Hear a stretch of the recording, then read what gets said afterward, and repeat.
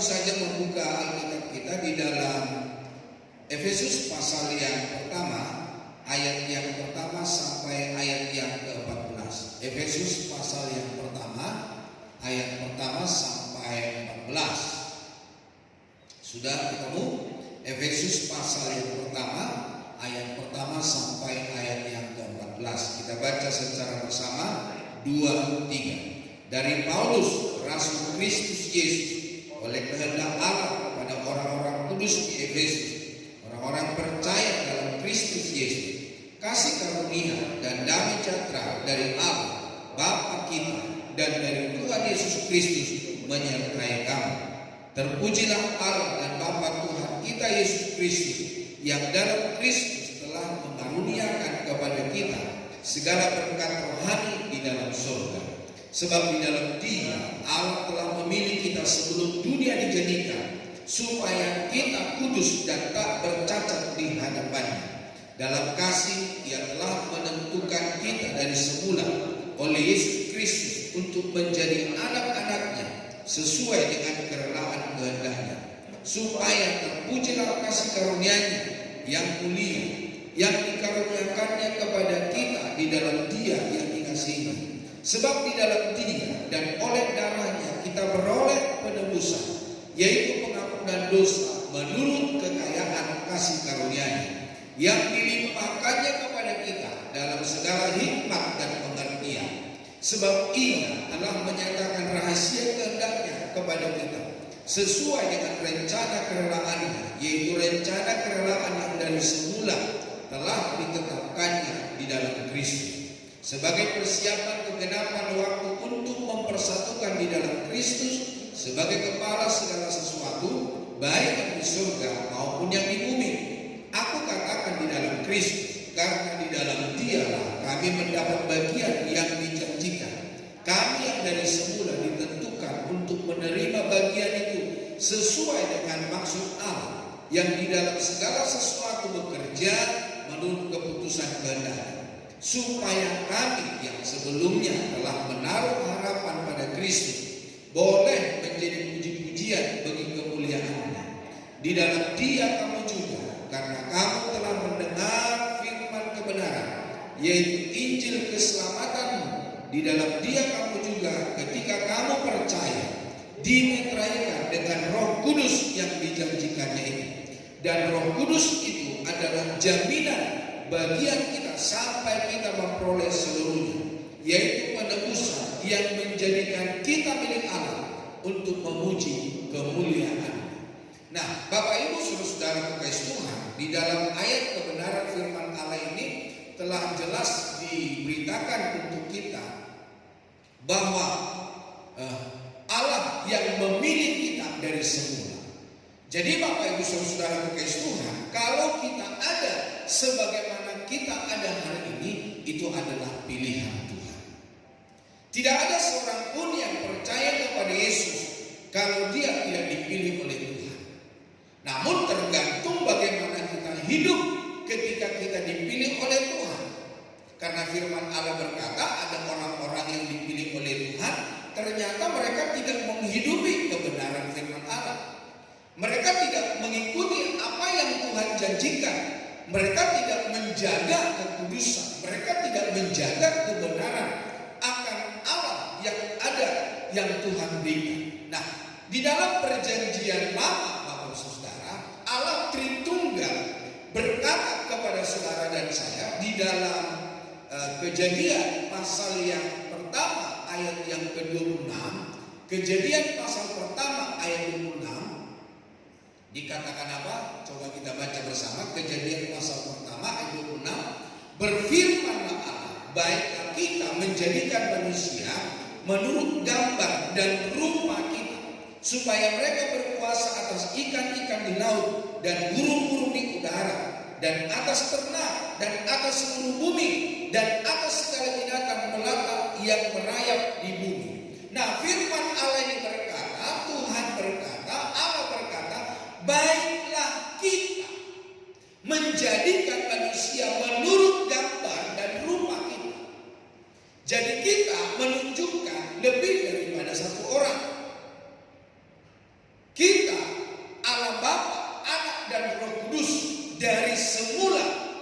bahwa Dia telah memilih saudara dan saya menjadi milik Kristus. Nah, di dalam perjanjian baru, di dalam Injil Matius pasal 28 ayat yang ke-19, Matius 28 ayat 19 dikatakan apa? Karena itu pergilah, jadikanlah semua bangsa muridku dan baptislah mereka dalam nama Bapa dan Anak dan Roh Kudus. Jadi ketritunggalan Allah di dalam perjanjian lama itu juga diperkatakan di dalam perjanjian baru, bagaimana Allah menyertai kita, bagaimana Bapa menyertai kita, bagaimana Roh Kudus, bagaimana Yesus Kristus. Nah, Bapak Ibu saudara-saudara kekasih Tuhan, makna Allah Tritunggal, tiga pribadi tetapi satu hakikat. Jadi Bapak Ibu saudara, pengakuan iman GBI, Allah yang Maha Esa itulah Allah Tritunggal, yaitu Bapa dan Anak dan Roh Kudus. Tiga pribadi di dalam satu hakikat. Tiga pribadi di dalam satu kesungguhan, kenyataan, Bapak Saudara. Jadi bukan tiga orang, tetapi satu. Namun ada tiga pekerjaan, ada tiga sesungguhnya yang terjadi di dalam Allah Bapa, Anak dan Roh Kudus. Nah, paham salah satu tentang Allah Tritunggal, Triteisme, keesaan pribadi, tiga pribadi yang terpisah. Nah, karya Allah Tritunggal dalam keselamatan dan kehidupan rohani kita, yang pertama bahwa Bapa memilih ayat yang ketiga dan ayat yang keempat di dalam bacaan kita tadi, ayat 3 dan 4 dikatakan, terpujilah Allah Bapa Tuhan kita Yesus Kristus yang dalam Kristus telah mengaruniakan kepada kita segala berkat rohani di dalam surga. Sebab di dalam Dia Allah telah memilih kita sebelum dunia dijadikan supaya kita kudus dan tak bercacat di hadapan-Nya. Jadi di antara begitu banyak manusia, Tuhan memilihmu dan memilihmu. Bilang dulu kiri kanannya, Tuhan memilihmu. Jadi tidak ada di antara kita hari ini, kita yang hadir di tempat ini adalah orang-orang yang pokoknya kamu adalah. Tapi kita ada oleh karena dipilih oleh Tuhan. Jadi Bapak Ibu Saudara, pastikan setiap kita bahwa kita dipilih oleh Tuhan. Pastikan setiap kita yang dipilih oleh Tuhan, tidak ada yang main-main, tidak ada yang hidup sesuai dengan kehendaknya sendiri. Tetapi marilah kita semua menghidupi dalam pilihan Allah. Makanya di dalam gereja, bahwa gereja itu adalah bengkel dari setiap orang yang dipilih dari berbagai latar belakang. Kita dipilih menjadi umat kepunyaan Allah. Alasan pemilihan jelas bukan karena sesuatu yang kita bisa kerjakan atau hasilkan lebih dulu. Bukan karena kebaikan kita, bukan karena anugerah, bukan karena kesetiaan kita, bukan karena apa yang kita berikan kepada Tuhan, bukan. Satu-satunya landasan adalah karena anugerah. Jadi kalau kita ada sebagaimana kita ada hari ini, itu karena anugerah Tuhan. Bilang dulu anugerah Tuhan. Jadi Bapak Ibu Saudara, di dalam 1 Petrus pasal yang kedua, ayat 9 dan 10 dikatakan begini. 1 Petrus 2 ayat 9 dan 10. Tetapi kamulah bangsa yang terpilih, imamat rajani, bangsa yang kudus, umat kepunyaan Allah sendiri. Jadi dari berbagai umat manusia, dari berbagai bangsa, dari berbagai suku, dari berbagai model yang kita miliki, yang punya, Tuhan memilih kita menjadi umat kepunyaan Allah. Jadi kalau kita ada hari ini sebagaimana kita ada, maka kita harus bersyukur kepada Tuhan. Dan sekali lagi, jangan sia-siakan pemilihan Tuhan di dalam hidup. Jangan hidup sembarangan, jangan hidup sesuai kehendakmu sendiri, tetapi biarlah kita hidup sesuai dengan kehendak Allah. Dikatakan supaya kamu memberitakan perbuatan-perbuatan yang besar dari Dia yang telah memanggil kamu keluar dari kegelapan kepada terangnya yang ajaib. Jadi ketika kita dipilih oleh Tuhan, diubahkan oleh Tuhan, maka kita dapat memberitakan perbuatan-perbuatan yang besar yang Tuhan perbuat. Makanya Rasul Paulus berkata ketika dia memberitakan Injil, maka Injil yang diberitakan itu tertulis, terukir di hati manusia. Jadi firman Tuhan itu bukan terukir di loh batu, bukan. Firman Tuhan itu bukan terukir di atas emas, bukan. Tetapi firman Allah itu terukir di loh hati manusia. Hati manusia yang dimiliki oleh firman Allah, yang mengubah hidup seseorang. Dan seseorang yang telah diubahkan oleh Tuhan, disitulah mereka menyaksikan kemurahan dan kebaikan Tuhan. Hidup yang lama sekarang hidup yang baru dapat memberitakan kasih karunia anugerah Tuhan. Jadi sekali lagi Bapak Saudara, ketika kita telah dipilih oleh Tuhan, siapapun kita hari ini, atau kita dari keluarga yang tadinya sudah Kristen, kalau kita ada hari ini Bapak Saudara, lakukan, hidupi kebenaran firman Tuhan. Bapak Ibu Saudara kekasih Tuhan, kamu yang dahulu bukan umat Allah, tetapi yang sekarang telah menjadi umatnya, yang dahulu tidak dikasihani, tetapi yang sekarang telah beroleh belas kasihan. Jadi belas kasihan Tuhan yang Tuhan curahkan, yang Tuhan berikan di dalam hidupmu dan hidupmu, bukan karena kebaikanmu, bukan karena kasih karuniamu, bukan, tetapi anugerah belas kasihan Tuhan, kemurahan Tuhan, kebaikan Tuhan. Itulah sebabnya Bapak Ibu Saudara, mari kita mempersembahkan hidup kita yang menyenangkan hati Tuhan. Tidak ada hal yang lain yang dapat kita membalaskan kebaikan Tuhan, hanya memberikan apa yang Tuhan berikan di dalam hidup kita. Nah Bapak Ibu Saudara, di dalam Roma pasal 11 ayat yang ke-22, Roma 11 ayat 22, sebab itu perhatikanlah kemurahan Allah dan juga kekerasannya, yaitu kekerasan atas orang-orang yang telah jatuh, tetapi atas kamu kemurahannya, yaitu jika kamu tetap di dalam kemurahannya, jika tidak kamu pun akan dipotong juga. Jadi ketika Tuhan memilih kita hidup di dalam kemurahan Allah, hiduplah di dalam kemurahan. Jangan kita hidup sesuai dengan kehendak kita, tidak, tapi sesuai dengan kemurahan Allah, kasih setia Tuhan. Nah di dalam firman Allah dikatakan, jika tidak kamu pun akan dipotongnya. Jadi firman Allah berkata bahwa saudara dan saya adalah pohon zaitun yang pohon zaitun yang kalau bangsa Israel yang sejati, kalau saudara dan saya dipotong dari pohon zaitun yang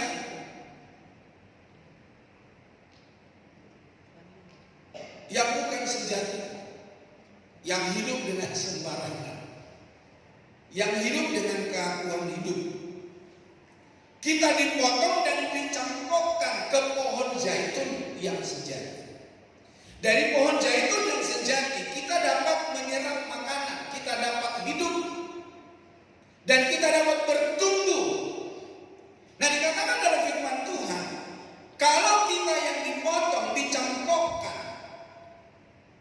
yang asli saja, bangsa Israel saja dipotong dan dibuang, apalagi kamu.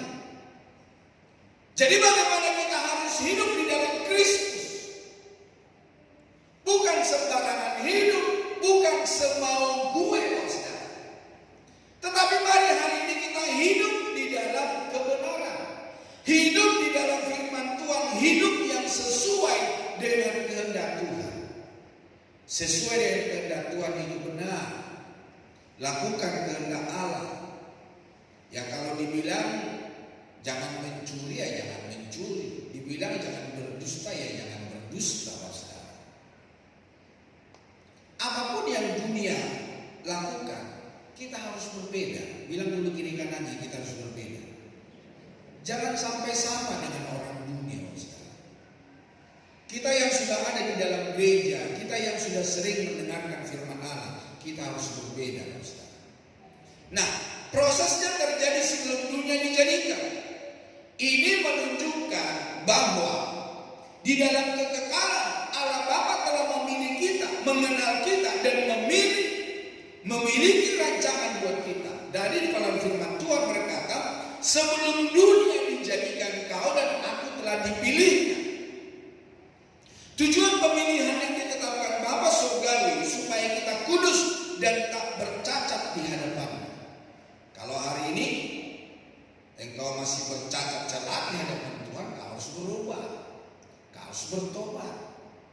Kalau tidak, saudara, Wahyu berkata Tuhan akan memuntahkanmu. Firman Allah berkata hendaklah kamu panas.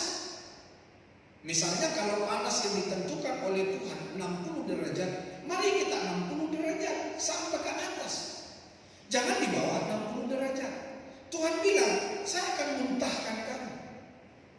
Jadi Tuhan akan menolak, Tuhan akan membuang kita. Bagaimana perjalanan hidup kita? Sudahkah kita memenuhi standar daripada Tuhan? Jadi Bapak Saudara, marilah hidupi kebenaran firman Tuhan.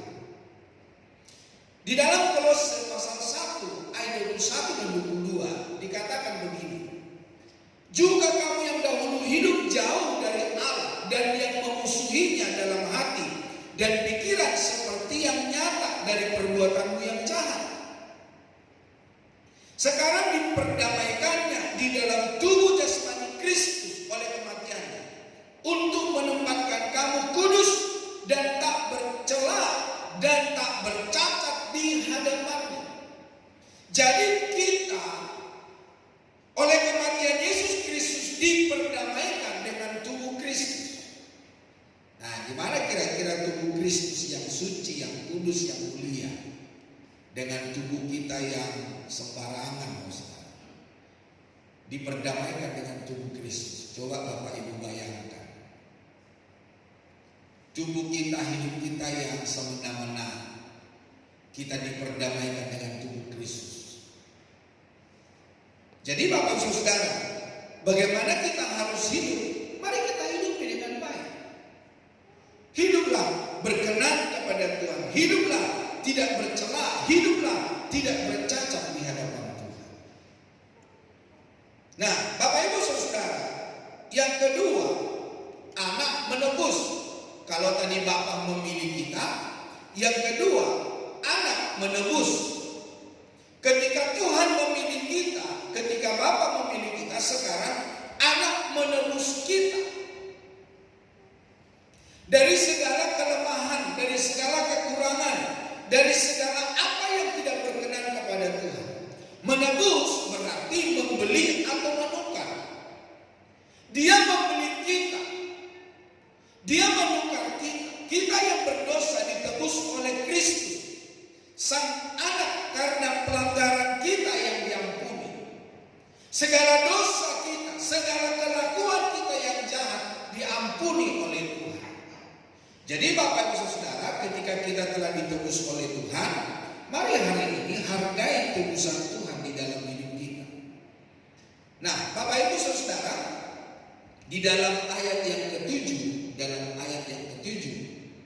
dikatakan bahwa sebab di dalam Dia dan oleh darahnya kita beroleh penebusan, yaitu pengampunan dosa menurut kekayaan kasih karunia-Nya.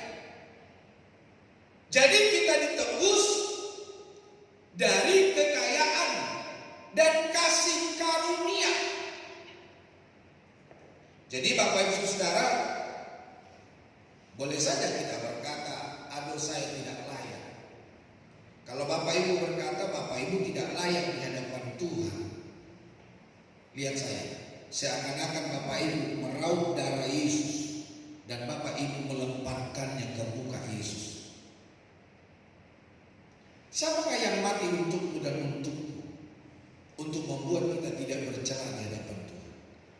Tidak ada yang lain, hanya Kristus Yesus. Jadi Bapak Ibu Saudara, kita telah ditukar, kita telah dibeli, dan harganya telah lunas.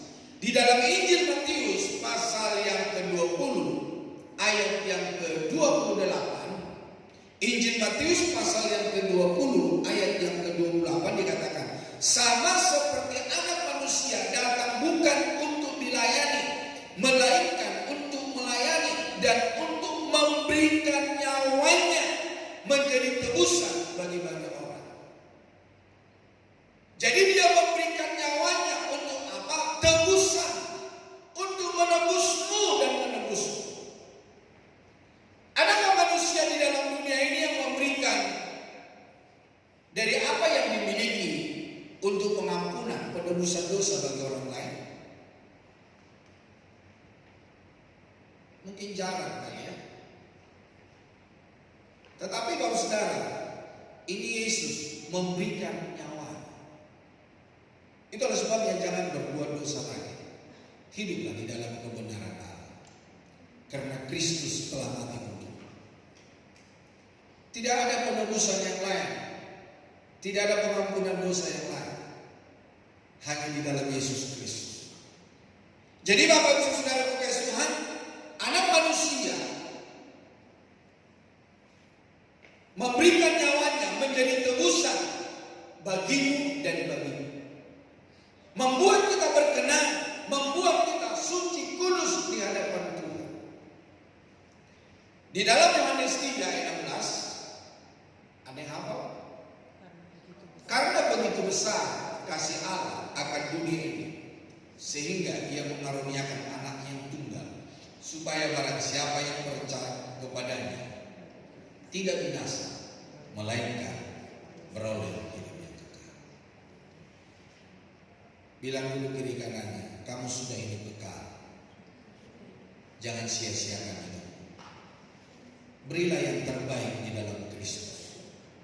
Berilah segala hormat, berilah segala pujian. Tuhan telah menebus, Tuhan telah mengampuni, Tuhan telah membeli kita dari segala apa yang dulu kita perbuat. Sekarang kita ditebus, nyawanya, darahnya, segala-galanya diberikan. Nah, alat penebusan yang dinyatakan di sini adalah melalui darahnya. Darahnya yang dicurahkan, yang tercurah, tertumpah di atas kayu salib di Bukit Golgota, membuat hidup kita berharga di hadapan Tuhan. Dan harta di hadapan Tuhan adalah senilai darahnya, tidak bisa ditukar apapun. Bukan dengan barang fana kau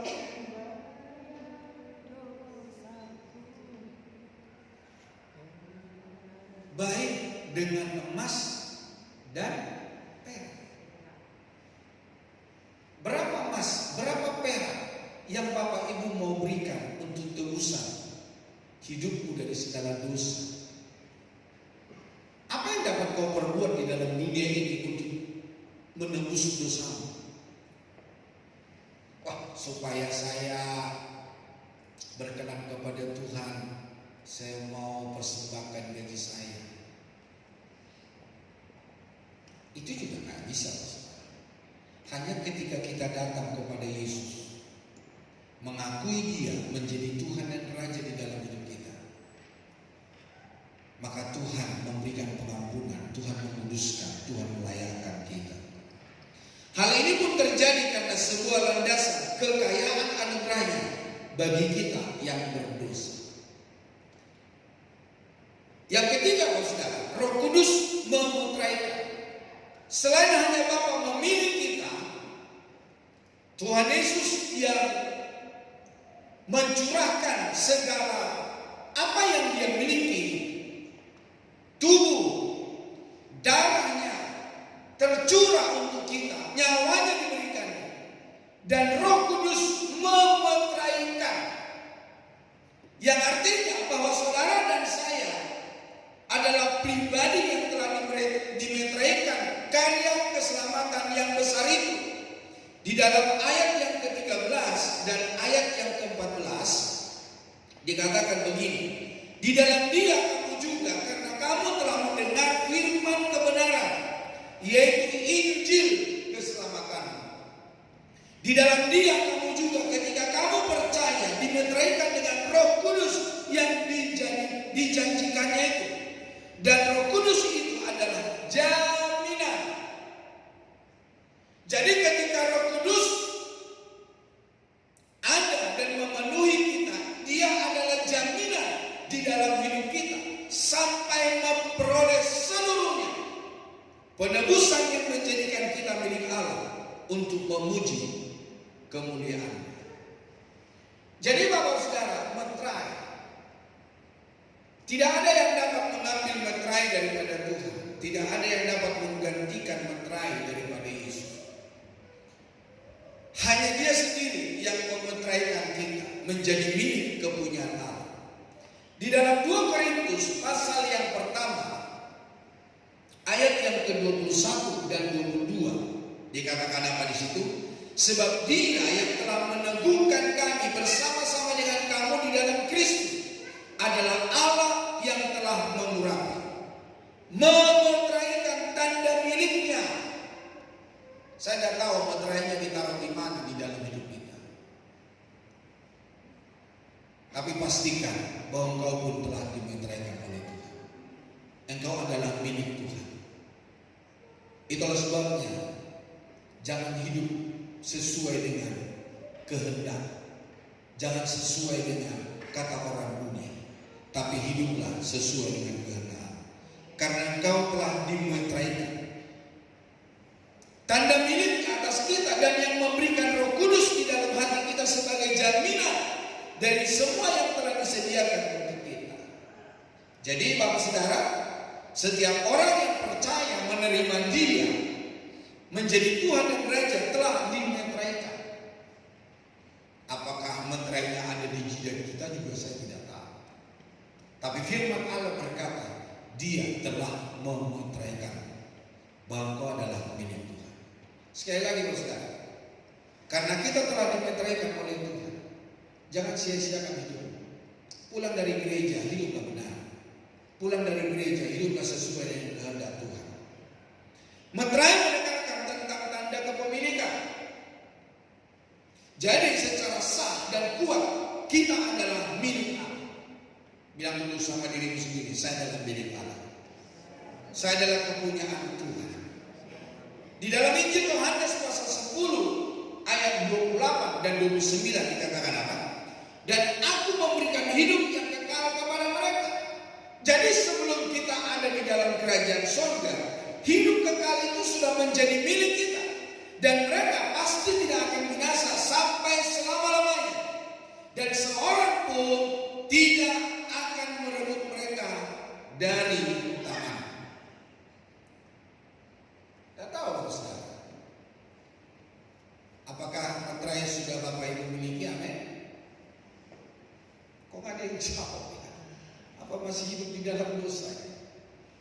Mari Bapak Saudara, orang-orang yang telah dimeteraikan oleh Tuhan hidup dalam kebenaran.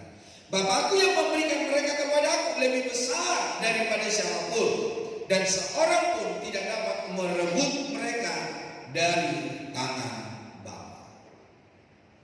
Ya, ketika Roh Kudus yang menjadi pemeterai di dalam hidup kita, maka di dalam firman Allah tidak dapat merebut mereka dari tangan Bapa.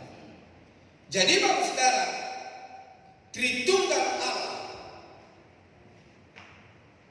bekerja untuk menjadikan kita umat kepunyaannya. Di dalam Filipi pasal 1 ayat 13 itu dikatakan begini, di dalam Dia kamu juga, karena kamu telah mendengar firman kebenaran yaitu Injil keselamatan, di dalam Dia kamu juga ketika kamu percaya dimeteraikan dengan Roh Kudus yang dijanjikannya itu. Jadi Roh Kudus yang telah memeteraikan kita. Tujuan dari pemeteraian, jaminan warisan kita dan juga untuk memuji kemuliaan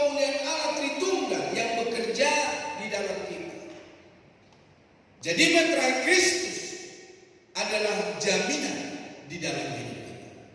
Tuhan telah menjamin keselamatan, Tuhan telah menjamin kekekalan. Itulah sebabnya hiduplah dalam kebenaran, hiduplah di dalam kekudusan, hiduplah dalam perkenanan akan Tuhan. Tidak ada seorang pun yang dapat mengambilmu dari tangan siapapun, karena Allah Bapa, si pemilik meterai, telah memeteraikanmu menjadi milik kepunyaan Allah. Amin. Tuhan memberkati. Mari kita datang kepada Tuhan. Kita bersyukur buat kasih dan anugerah-Nya. Mari kita sama-sama bangkit berdiri. Terpujilah Engkau Tuhan. Engkau Bapa yang memilih kami. Engkau Tuhan yang telah menjadikan kami serupa dan segambar.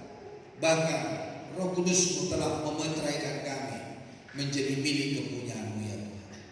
Mampukan kami menghidupi kebenaran firman Tuhan. Mampukan kami menghidupi kehendak-Mu ya Tuhan. Sehingga ketika Engkau datang kedua kali, kami pun Tuhan menerima hidup kekal bersama dengan Tuhan. Tolong kami Tuhan, ingatkan kami selalu Roh Kudus-Mu yang bekerja, meterai-Mu ya Tuhan, yang mengingatkan kami supaya kami hidup di dalam kekudusan, hidup di dalam perkenanan akan Allah. Terpujilah Engkau Bapa, berkati para pria, berkati para wanita, berkati para suami, berkati para istri, orang-orang muda, anak-anak remaja, anak abi, siapapun Tuhan kami yang ada hari ini, kiranya kasih karunia, anugerah dan kemurahan. Mereka yang sakit Tuhan Kau jamah dalam nama Tuhan Yesus. Jadilah sehat, jadilah sembuh, jadilah pulih, jadilah kuat dalam nama Yesus Kristus. Tuhan buat Om Ationg, mamanya Cik Alik, baik juga Tuhan Pak Hendra Winata, baik juga Tuhan Pak Heber, Pak Wilson, papanya Mevani, papanya Desi Budi, Kosetli, baik juga Tuhan Adik Lovely, baik juga Tuhan untuk Ibu Kristina Agustina, baik juga Tuhan untuk Ibu Wiwit, saudari pada Ibu Puji, Ibu Wiwit, saudari daripada Ibu Lia ya Tuhan. Tolong ya Tuhan, darah-Mu bilur-bilur, Engkau yang menjamah, Engkau yang menyembuhkan, kasih karunia anugerah-Mu menjadi milik bagi mereka. Di dalam nama Yesus, kiranya Tuhan memberkati kami. Kami juga berdoa buat keluarga-keluarga yang punya pergumulan dalam keturunan. Kiranya Tuhan berkati dan Tuhan tolong dan Tuhan bela. Berkati bangsa dan negara kami, berkati kota kami, berkati para pemimpin kami, berkati juga Tuhan aparat keamanan, sehingga mereka dapat mengamankan bangsa kami. Tidak ada gereja yang dipersekusi ya Tuhan, tidak ada gereja yang meyakini, tapi semuanya memuliakan Engkau. Di bulan Ramadan ini Tuhan Roh Kudus bekerja. Engkau yang melawat setiap orang yang berpuasa. Biarlah kiranya Tuhan yang tolong, Tuhan yang bela. Kemuliaan Allah dinyatakan atas negeri ini. Dalam nama Tuhan Yesus, ntar kami akan memberikan persembahan. Terima persembahan kami menjadi dupa yang harum di hadapan-Mu. Dalam nama Yesus Kristus Tuhan kami berdoa. Haleluya. Amin. Silakan dulu Bapak Saudara. Kita akan memberikan persembahan dan kita akan menyaksikan saat